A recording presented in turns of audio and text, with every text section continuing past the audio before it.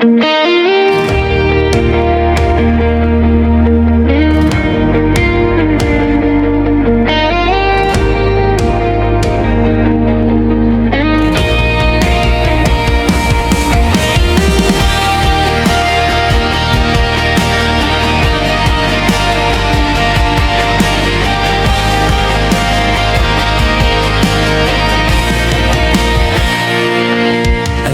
kong pagod na ang puso mo sa mga bagay na hindi mo maintindihan. Ilang beses kang umasa at nasaktan, at ngayon natatakot ka nang magmahal. May mga tanong na walang kasagutan, may mga panalangin tila walang tugon. Pero wag mong isipin na nakalimutan ka, dahil nakikita ng Diyos ang puso mo.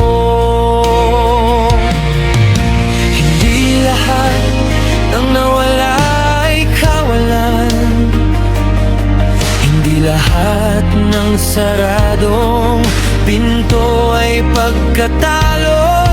Minsan may inilalayo ang Diyos, dahil may mas mabuti siyang plano. Huwag kang susuko, kumapit ka kay Lord, kahit hindi mo pa nakikita ang sagot. Ang puso mong sugatan ay kaya niyang pagalingin, at ang buhay mong magulo ay kaya niyang ayusin. Huwag kang magmadali, huwag kang matakot, ang tamang panahon ay hawak ng Diyos. Kung para sa'yo, hindi mo kailangang habulin, dahil sa tamang panahon, siya ang magdadala.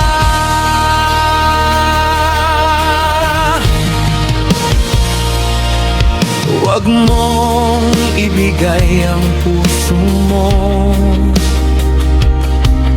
sa taong darating dahil lamang sa lungkot. Mas mabuting maghintay ng may pananampalataya, kaysa mapunta sa relasyong sisira sa iyo. Ayusin mo muna ang puso mong nasaktan, hayaan mong Diyos ang maging sandalan. Matutong maging masaya kahit nag-iisa, dahil hindi ka kailanman nag-iisa, kasama siya. Kapag sinabi niyang maghintay, huwag mong piliting buksan ang pinto. Baka ang taong hinihintay mo ay inihahanda rin niya para sa iyo. Huwag kang susuko, kumapit ka kay Lord, kahit hindi mo pa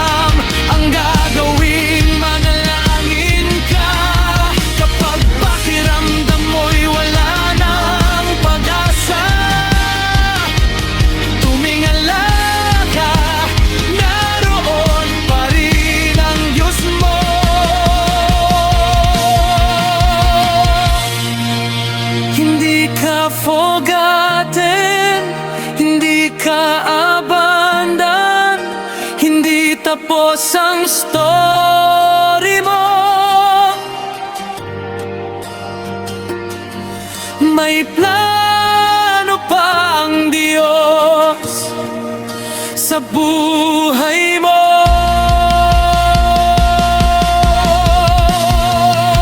Huwag kang susuko, kumapit ka kay Lord.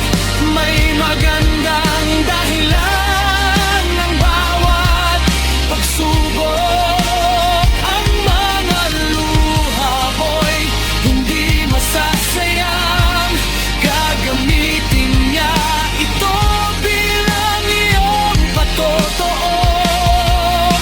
Huwag kang magmadali, magtiwala ka lang. May tamang oras para sa bawat pangarap. At kapag dumating ang blessing na hinihintay, masasabi mong Lord, legit ang